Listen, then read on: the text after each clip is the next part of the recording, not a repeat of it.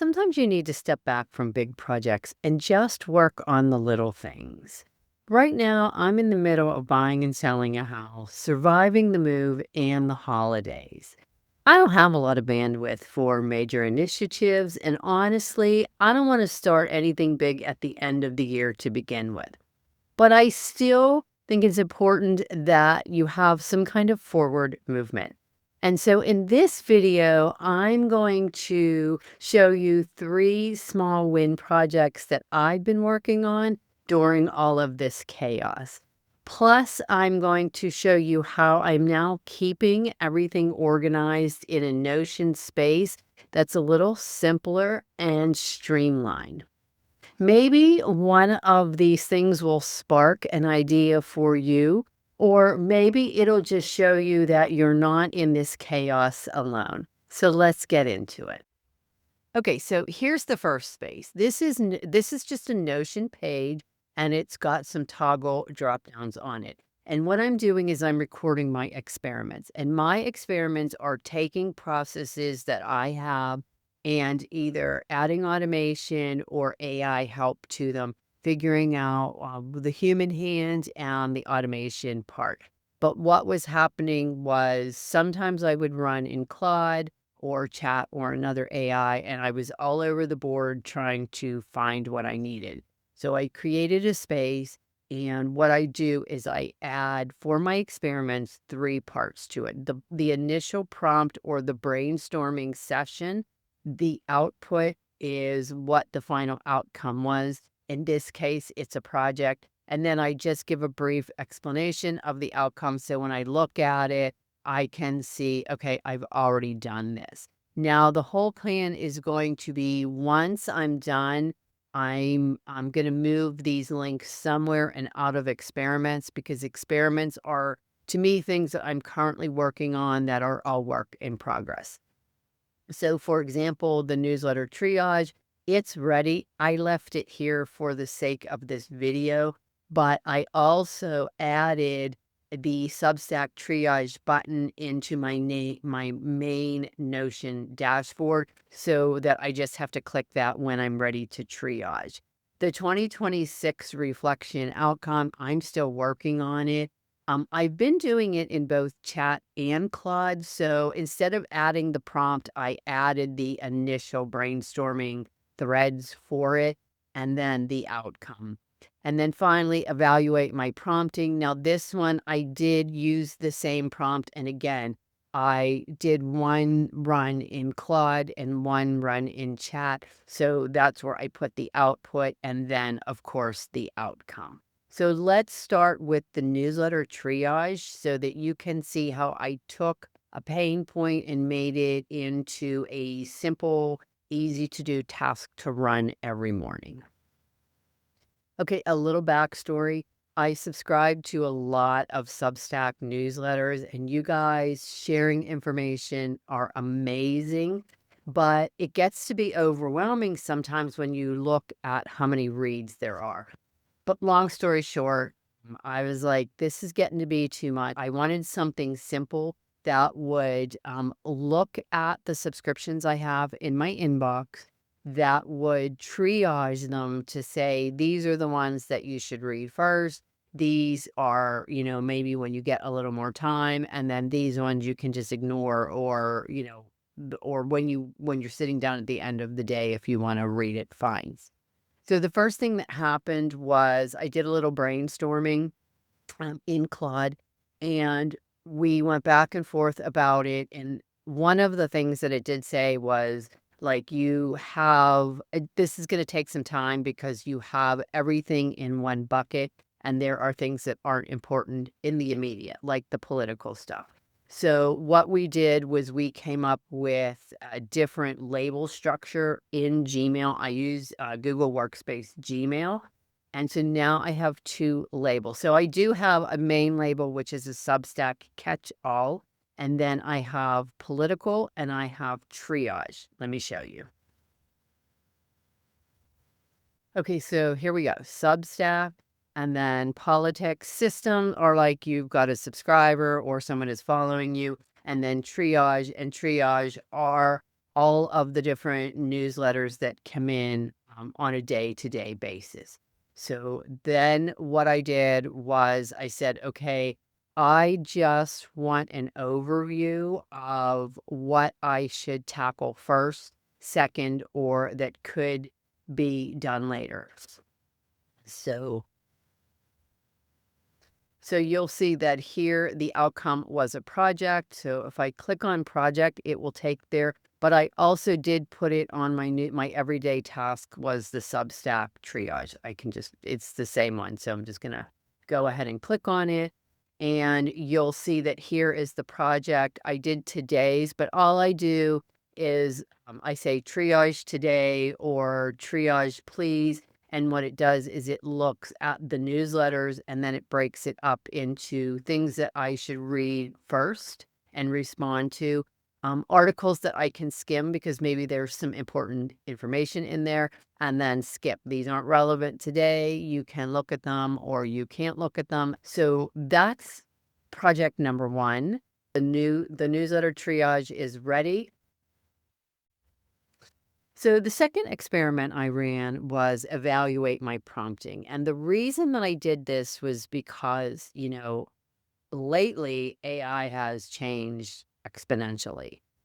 So I wanted to make sure that the context that I was giving it and the way I was prompting was making the best use of the resources. And so I just took a simple prompt that said, after looking at how I prompt for results, please tell me how I'm doing, how can I improve, and what I'm missing.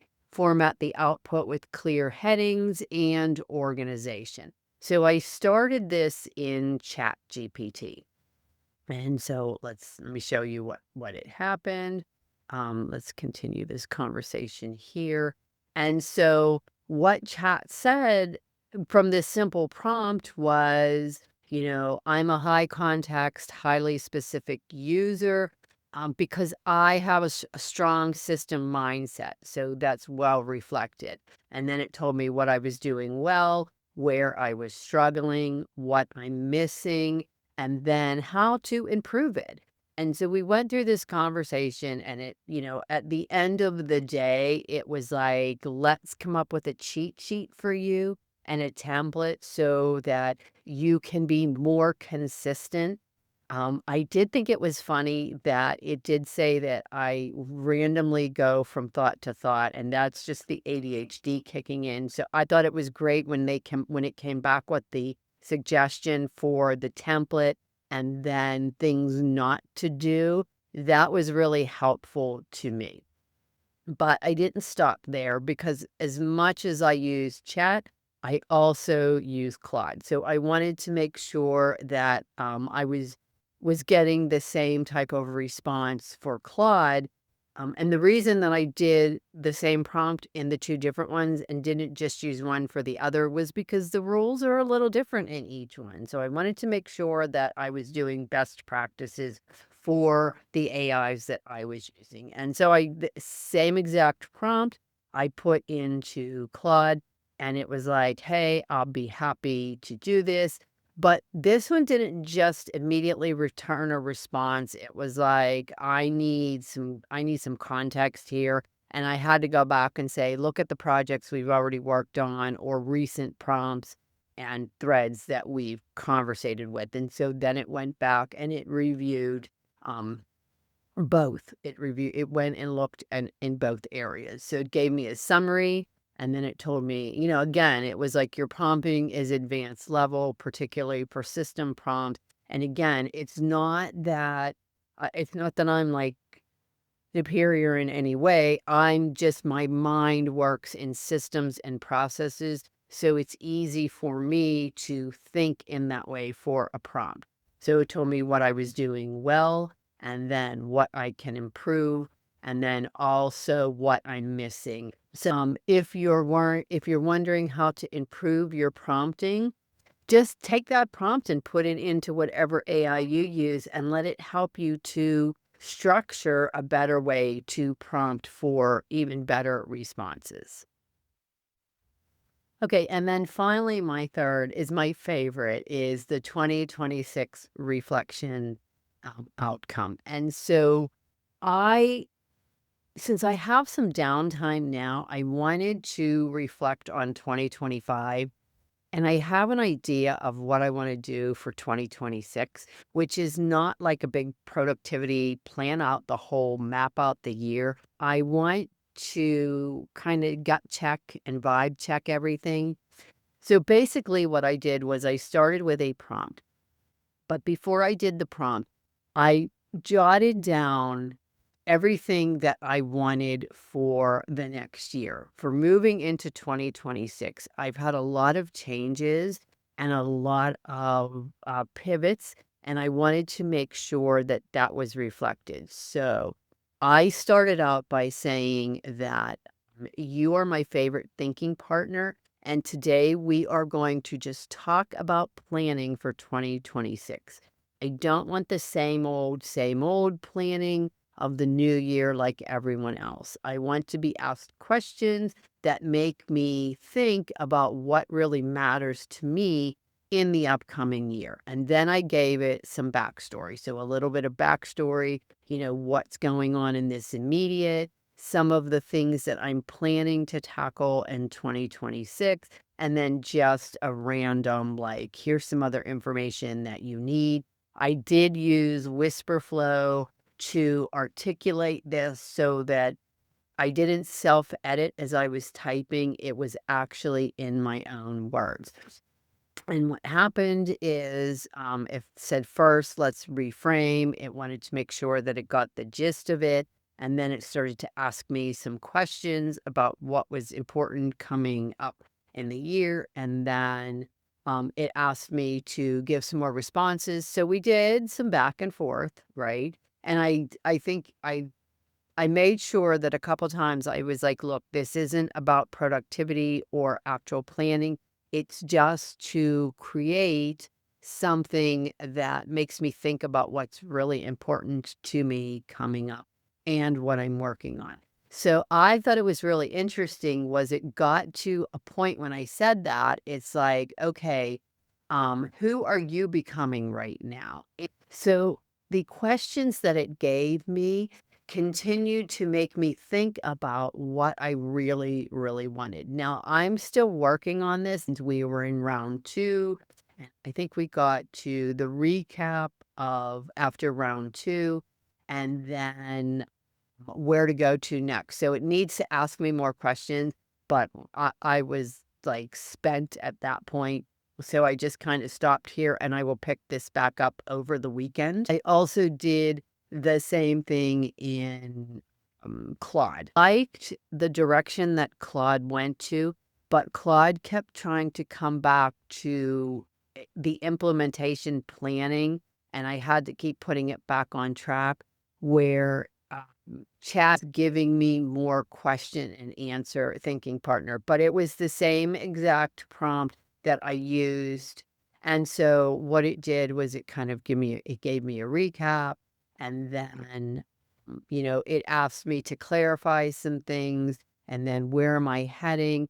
It really I had said at one point, I wanna work within my energy level, and it really seemed to focus on energy level. Everything was about balancing your energy, and so I had to tell it, like, that's not what I don't wanna concentrate on that. Right now, I just need to figure out, I need to replace some income for my agency so that I can decide what I wanna do with that.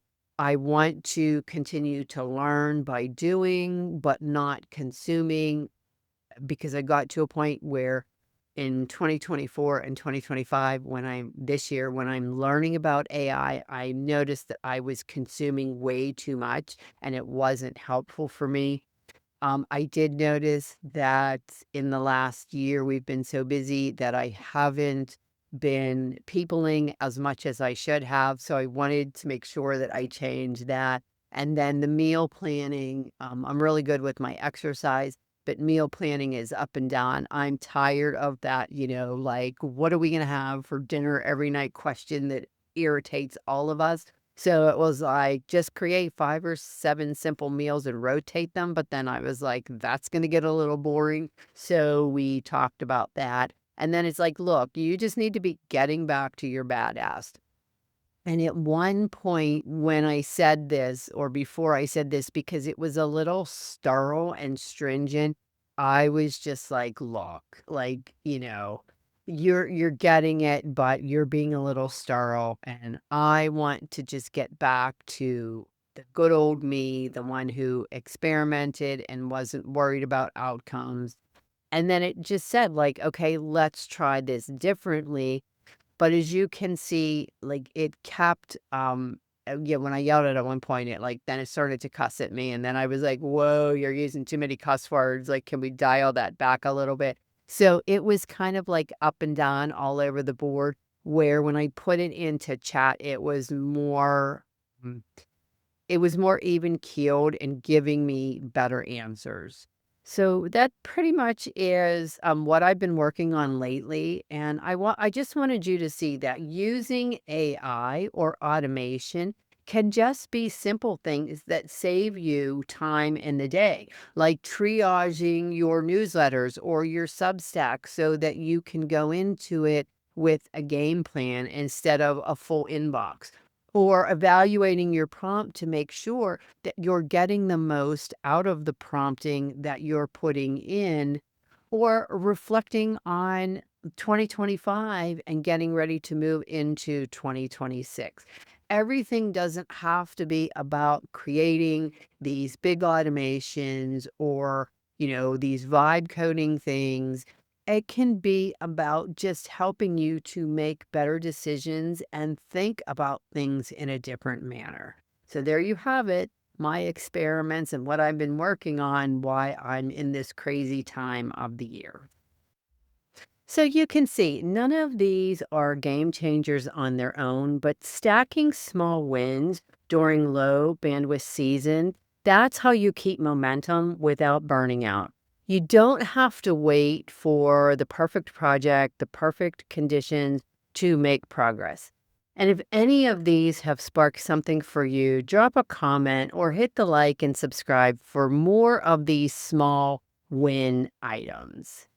Small moves still count, and sometimes it's exactly what the season calls for. Thanks for watching the video, and I'll see you in the next one.